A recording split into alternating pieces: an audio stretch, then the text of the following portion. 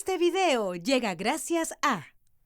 Atención emprendedor, potencia tu negocio con préstamos con garantía hipotecaria de rebajatuscuentas.com y págalo hasta en 10 años. Gracias a Samsung. Su opinión sobre lo que ha ocurrido con esta polémica suscitada a raíz de la reunión en el Ministerio de Cultura y este grupo extremista que en algún momento fue vinculado a Fuerza Popular La Resistencia. Sí, y agradezco la pregunta porque además me permite aclarar, porque ayer fui preguntado por varios periodistas y luego se sacó un Twitter con una parte de mi respuesta. Pero contestó de una manera equívoca sobre Movadef. Yo escuché todo y era ya en sí mismo un poquito confuso. Voy a extenderlo y voy a decir lo que yo señalé. Yo señalé que creo que desde el Estado siempre se tiene que escuchar, aún sean posiciones radicales, aún sean posiciones con las que uno no está de acuerdo. Esa es la obligación para mí del Estado y del Ejecutivo sobre todo. Creo que así se alcanzan la paz en las naciones y en las sociedades. Y lo que comenté fue que eso es lo que ocurre cuando tú te escuchas con los opuestos, es que puedes dar un salto adelante. Claro, el punto es que representa. Uno puede escuchar a gente que piensa diferente, pero a un grupo de personas que claramente son personas extremistas que van, insultan, agreden, no es avalar ese comportamiento, recibirlos. Porque bajo esa lógica la pregunta directa es, bueno, entonces recibamos también a Movadef y que vengan los señores narcotraficantes del Brain y hay que escucharlos también. Bueno, si eso hubiesen dicho aquellos que quisieron alcanzar la paz en Irlanda, en el País Vasco, en Sudáfrica y en países donde han habido enfrentamientos, nunca hubieran salido de sus conflictos, Mávila. Uno tiene que escuchar a quien representa a quien agarró las resistencia. Armas. ¿No es un grupo habría que preguntarles a ellos. Pequeño? Sí, puede ser un grupo. ¿O usted cree que es representativo de la sociedad? Yo creo que la ETA era un grupo pequeño, por ejemplo, y IRA de repente con más representatividad, pero yo lo que me limité a responder, y lo vuelvo a señalar, es que no me parece mal que se los escuche. Y cuando se me pregunta, oiga, y usted, y con el caso de Movadef, exacto. Igual, si el Ejecutivo quiere escuchar para tomar algunas posiciones, y además ya lo hizo el Ejecutivo cuando Castillo estuvo. Y la prensa no se escandalizó. Pero se le criticó, lo tuvimos que denunciar desde bancadas como la suya, se le criticaba a Castillo y se decía acá hay claros vínculos con el Movadef. Sí. Hoy cuando se habla de vínculos con grupos radicales de extrema derecha, derecha conservadora, derecha intolerante, entonces también se le cuestiona al gobierno. ¿Es válido? Sí, es válido para los que creen que se puede cuestionar y puede ser válido también para aquellos que creen, como yo, que las sociedades deben de encontrar formas de superar. Cuando yo convierto a mi adversario en mi enemigo, pase de la política a la guerra. Ahora, usted ha citado ejemplos en Irlanda particularmente, se puede citar Sudáfrica también. Esas son guerras que no podían ser ganadas por el Estado.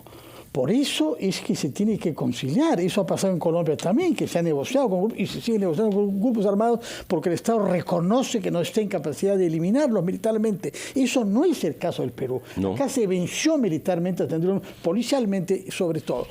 Y usted está confundiendo, me parece, partidos políticos con los que hay que dialogar, por extremistas que sean, con grupúsculos de este tipo que no son partidos políticos, que no se presentan a las elecciones, que no tienen programa. Lo que tienen es una actividad en la práctica ilegal, como hostilizar a personas en sus domicilios, etcétera, y amenazar de muerte. Eso es lo que hemos visto que sucedió la semana pasada contra el presidente del Jurado Nacional de Elecciones. O sea, no es lo mismo que usted preconiza que hay un diálogo con los adversarios, con el que no piensan como usted, que un diálogo con grupos de este tipo que no renuncia previamente a la violencia.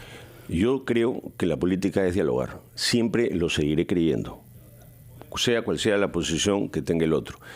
Y respecto a lo de amenazas de muerte, y a ver, yo me he informado bien. Si alguien dice patria o muerte, no está diciendo que quiere matar a la patria, ¿no? Y lo que ellos han dicho es, vamos a hacer esto o la muerte. O sea, como diciendo la muerte de ellos mismos, sus sacrificios se sacrificarán.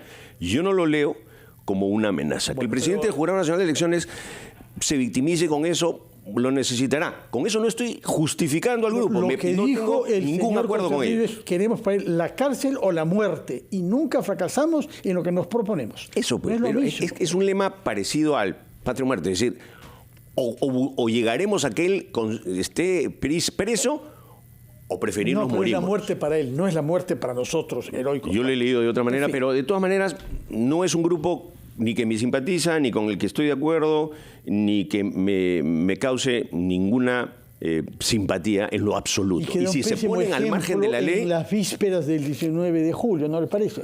Sí, claro, sí, pero me gustaría que también tengamos la misma crudeza para señalarlo con aquellos que señalan y dicen, por ejemplo, la toma de Lima. La toma de Lima. Lima ha sido tomada por los españoles después de la independencia y por los chilenos. Vamos a hacer una tercera toma. Entonces, eso hay que denunciar, ni siquiera hay que decirlo. ¿A quiénes le está reclamando eso? Yo creo que muchos medios de comunicación lo que hacen es rebotar esta narrativa, ¿no? Cuando se dice además, piden el cierre del Congreso es inconstitucional. ¿Los medios están pidiendo el cierre del Congreso? No. Cuando se rebota y cuando se comenta sobre eso. Bueno, hablemos entonces sobre el Congreso mismo, que no queremos que sea cerrado. Más bien queremos que haya una mesa directiva, representativa y con una agenda nacional.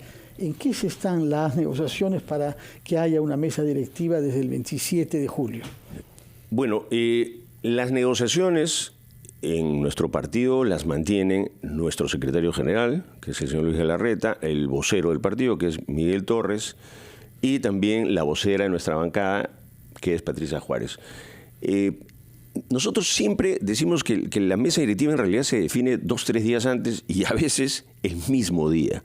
Entonces, yo encuentro prematuro señalar nombres, pero sin embargo uno sí puede señalar posiciones. Sí. Una de ellas es que yo trato de ver los números. Yo creo que la mesa directiva se gana con una calculadora en mano, como me lo señalaba una vez Lucho Galarreta, y los números para alcanzar una mayoría no dan si es que el bloque democrático no hace un esfuerzo por incorporar o a una parte de la izquierda o algún sector de votos independientes que puedan sumar y ayudar a que se llegue holgadamente a un triunfo, ¿no? Es decir, tener más de 70 votos asegurados. Eso no los veo todavía. Entonces hay que conversar.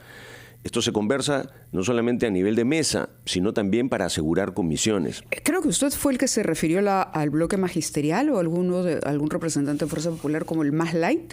No, yo no. A mí me preguntaron por Valdemar Cerrón y yo dije que tenía una buena impresión de Valdemar Cerrón. Yo, en general, me llevo bien con él. Es una persona con la que siempre he podido conversar. Pero el señor Torres ha dicho aquí claramente que ni en la presidencia ni en la primera vicepresidencia. Sí, y tampoco me refería a que esté en alguno de esos puestos, ¿no? De acuerdo, sí. Tengo problema ahí de memoria, pero alguno de los representantes dijo que veía en el bloque magisterial una alternativa más light. ¿Para usted es más light? Podría haber sido Alejandro Aguinaga, creo que lo dijo. Podría ser, sí, me parece. ¿Usted está de acuerdo con eso? ¿Es más light? Y yo creo que es un grupo con el que se puede conversar más. La estructura del núcleo duro de Perú Libre es una estructura marxista-leninista compacta, ¿no? Y si uno lee los tweets leninistas de Vladimir Cerrón, uno se da cuenta que ahí va a ser mucho más difícil. Lo otro es una estructura que no le veo más consistencia ideológica, ¿no? Muy bien, muchísimas gracias, congresista, por haber estado con nosotros, por haberse dado tiempo también de responder a estas preguntas de coyuntura política. Muy amable.